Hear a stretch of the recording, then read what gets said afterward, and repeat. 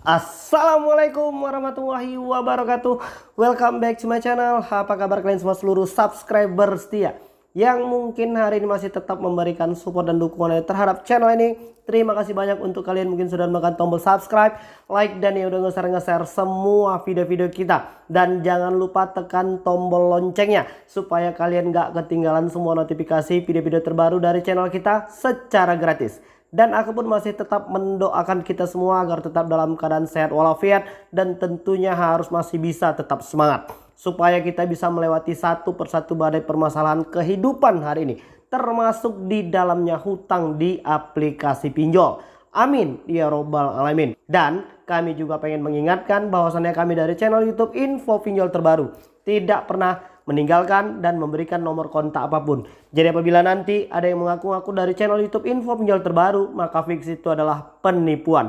Dan jangan ada lagi yang menjadi korban penipuan. Baik ya, hari ini kita sama-sama menyaksikan bagaimana keganasan debt collector lapangan yang ketika ingin melakukan penagihan. Dan akhirnya OJK memberitahukan kepada masyarakat luas. Apa sih Bang yang hari ini sedang diberitahukan sama pihak OJK supaya nanti masyarakat kita bisa dilindungi, supaya masyarakat kita mengetahui apa yang hari ini menjadi hak kalian. Jadi untuk kalian yang mungkin belum mengetahui hal ini, kalian bisa langsung cek saja di belakang layar monitor berikut ini. Baik ya, ini langsung dari laman resmi OJK yang memberitahukan debt collector dilarang gunakan kekerasan dalam menagih utang konsumen. Ya, kita pengen lihat dulu. Ini dia. Dalam pasal 7 POJK nomor 6 garing POJK titik 07 garing 2022. Ya, kalian juga harus tahu ini ya kan, supaya nanti ini bisa nyambung dengan bab yang selanjutnya. Jadi ikutin terus.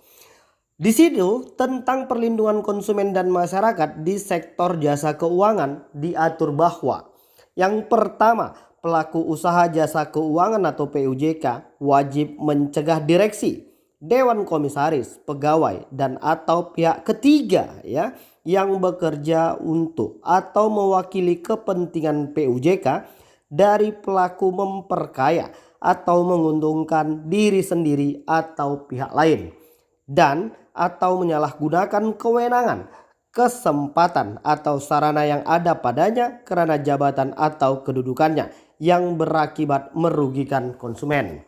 Lanjut dulu di poin 2. Contohnya antara lain mencantumkan pembatasan kewenangan atau larangan untuk memberi atau memperdagangkan data dan atau informasi pribadi konsumen tanpa persetujuan dari konsumen kepada pihak lain dalam prosedur tertulis perlindungan konsumen, penggunaan kekerasan dalam penagihan utang konsumen.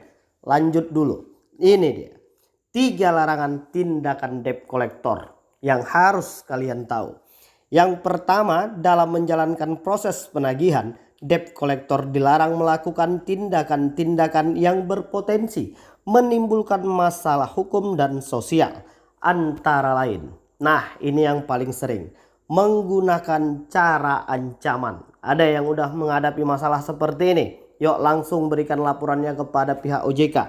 Dan yang kedua, melakukan tindakan kekerasan yang bersifat mempermalukan. Kalau ini sering nih Bapak Ibu OJK, kita nggak usah sebut aplikasinya.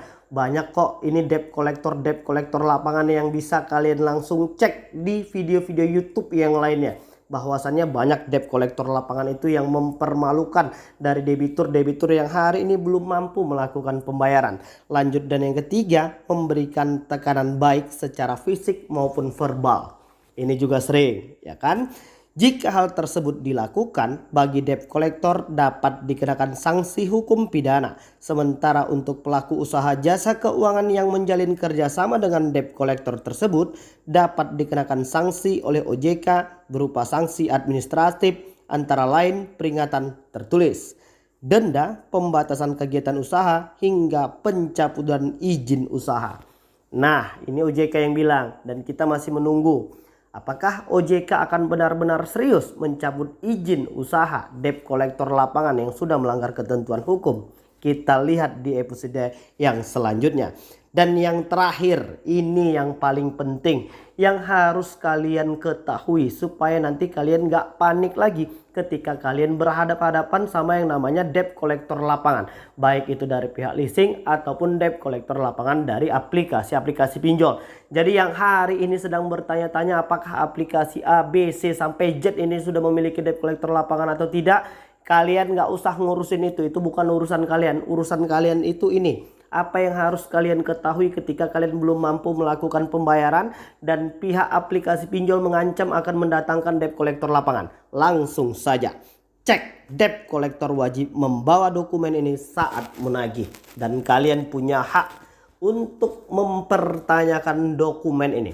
Ini fungsinya apa? Supaya memang benar kelihatan bahwasannya petugas debt collector lapangan tersebut memang benar dari perusahaan yang hari ini kalian pinjam uangnya.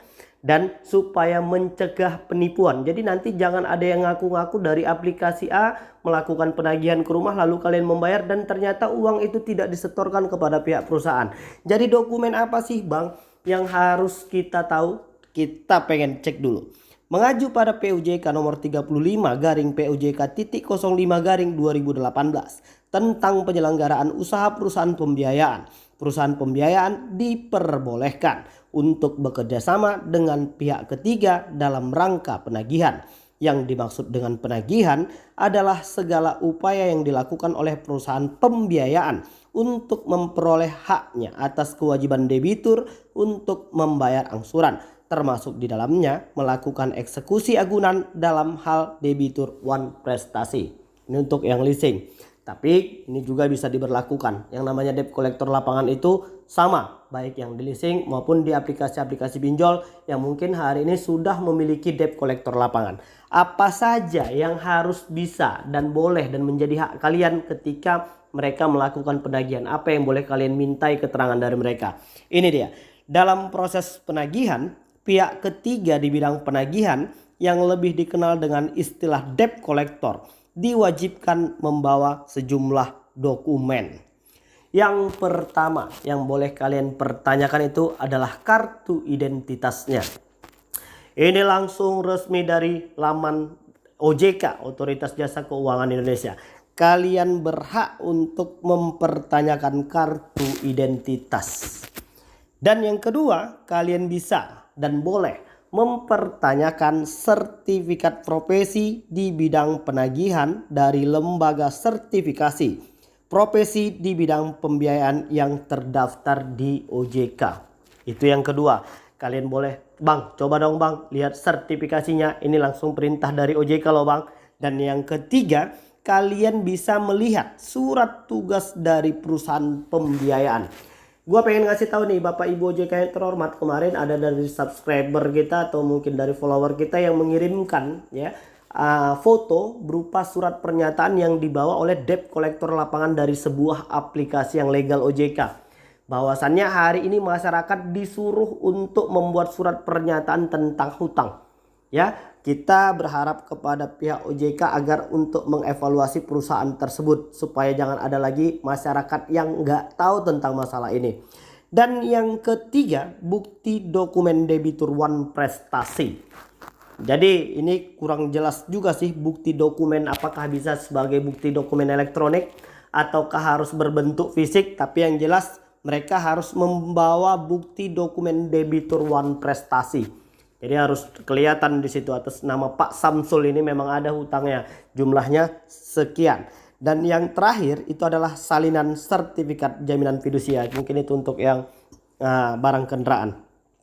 Jadi udah jelas itu ada 5 yang menjadi hak kalian hari ini. Jadi nggak boleh sembarangan main tagih lalu main kasar.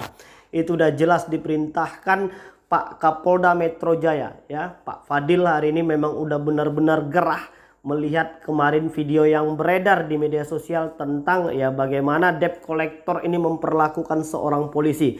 Dan kita akan terus dukung Pak Muhammad Fadil, Kapolda Metro Jaya, untuk memberantas habis semua debt collector lapangan yang tidak memiliki legal standing hukum. Dan gua masih tetap mendoakan semua abang-abang debt collector ataupun debt collection, baik yang fill collection dari leasing atau mungkin debt collector dari pinjol atau mungkin debt collection yang mungkin hari ini masih tetap bekerja di aplikasi-aplikasi pinjol. Gua pengen ngedoakan supaya kita semua sehat selalu dan diberikan pilihan pekerjaan yang lain, yang penghasilannya lebih banyak, yang gajinya lebih gede, dan yang jelas hari ini yang tidak bertentangan dengan hukum.